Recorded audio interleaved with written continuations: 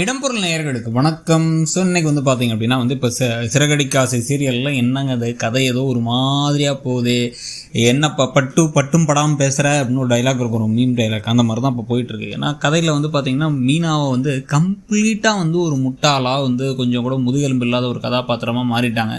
அந்த அளவுக்கு கண்ட மேனைக்கு திட்டிகிட்டு இருக்காங்க. எல்லாம் தூங்குறதுக்கு இடம் இல்லை அப்படின்னு சொல்லிட்டு தான் இங்கே போய் படுத்திருக்காங்க. ரூம் கலையறா அப்படி இப்படின்னு பேசிகிட்டு இருக்கும் போது அங்கே ரவியும் ஸ்ருதியும் உள்ளே நுழைஞ்சா சாப்பாடு எடுத்து வைக்கவா அப்படிங்கிறாங்க.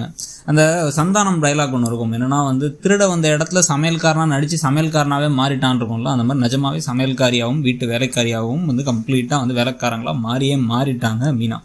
ஸோ இப்போ இந்த சமயத்தில் இவங்க செய்யக்கூடிய காரியங்கள் பண்ணுறதெல்லாம் பார்த்திங்கன்னா கடைசியில் நமக்கே எரிச்சல் தர டைமில் இப்போ முத்து தான் ஸ்ட்ராங்காக நாளைக்கு எபிசோடில் தெளிவாக சொல்ல போகிறாரு. இந்த பாருங்கள், என் மனைவிக்கு தூங்குறதுக்கு இடம் கொடுக்கல, அவளுக்கு உடம்பு சரியில்லைங்கிறத பற்றி யாரும் கவலைப்படலை, மனிதாபிமானம், பேசிக் மனிதாபிமானம் அது கூட உங்களுக்கு யாருக்கும் இல்லை. குடும்பத்தில் ஒருத்தர் கூட நினைக்க வேணாம், ரோட்டில் ஒருத்தர் விழுந்து கிடந்தா கூட ஐயோ பாவம் நினைப்போம்ல, அந்த ஐயோ பாவம் கூட உங்களுக்கு அவள் கையில் காசு இல்லாத ஏழைங்கிற ஒரே ஒரு காரணத்தினால உங்களுக்கு அவள் மேலே சுத்தமாக வரலங்கும் போது அவள் எதுக்கு உங்களுக்குலாம் பணிவிட செஞ்சு ரோகிணிக்கு பிடிக்கணும், இது மனோஜுக்கு பிடிக்கணும், அது அதை செய்யுங்க இதை செய்யுங்கன்னு சொல்லிட்டு உங்கள் அதிகாரத்துக்கெல்லாம் கேட்டு அதெல்லாம் சேர்த்து சமைச்சு வைக்கணும். ஏன் அவன் பண்ண மாட்டா? இனிமேல் அவள் செய்ய போகிறது 3 பேத்துக்கு மட்டும் தான் செய்ய போகிறாங்க. ஏன்னா இப்போ நீங்கள் என்ன சொல்கிறீங்க, ரவியும் ஸ்ருதியும் நாங்கள் ரூம் தரணுங்கிற நிர்பந்தம் வரும்போது நாங்கள் கிளம்பி எங்கள் அம்மா அப்பா வீட்டுக்கு போயிடுவோங்கிறாங்க ஸ்ருதி. மனோஜ் என்ன சொல்கிறாரு, நாங்கள் ஹோட்டலில் ரூம் போட்டுமா, இல்லைனா எங்கள் ரூம் கண்டிப்பாக எங்களுக்கு வேணும் அப்படிங்கிறாங்க. உங்களுக்குலாம் உங்கள் ரூம் தேவை, உங்களோட இதெல்லாம் தேவைங்கும் போது நாங்களும் என்ன பண்ணுறோம், நாங்களும் எங்கள் சுயநலமாக இருந்துக்கிறோம். நீங்கள் உங்களோட சுயநலத்துக்கு நீங்கள் இருக்கும்போது நாங்களும் எங்கள் சுயநலத்துக்கு இருந்துக்கிறோம்.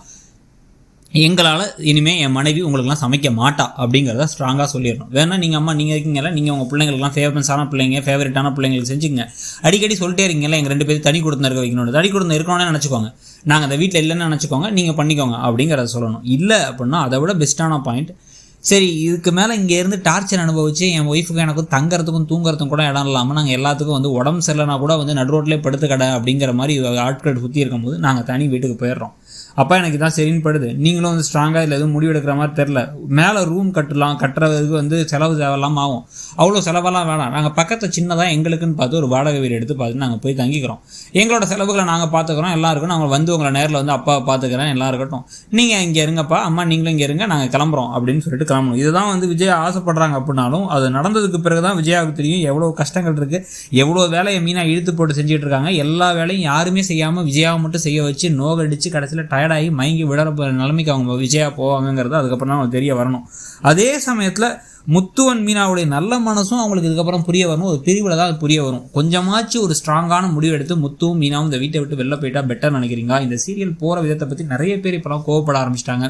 அண்ணாமலை கூட பார்த்தீங்கன்னா ஒரு ஸ்ட்ராங்கான தீர்ப்பு சொல்லாமல் எதையோ பேசிக்கிட்டு இருக்காரு. ஒரு மாதிரி கதை நல்லா ஆரம்பித்து நல்லா போயிட்டு இருந்த கதையை கெடுக்கிற மாதிரியே ஒரு ஃபீலிங். உங்களுக்கு என்ன தோணுதுங்கிறத சொல்லுங்கள். தேங்க்ஸ். இடம்பொருள் நேயர்களுக்கு வணக்கம். ஸோ இன்னைக்கு பார்த்தீங்க அப்படின்னா இப்போ சிறகடிக்கா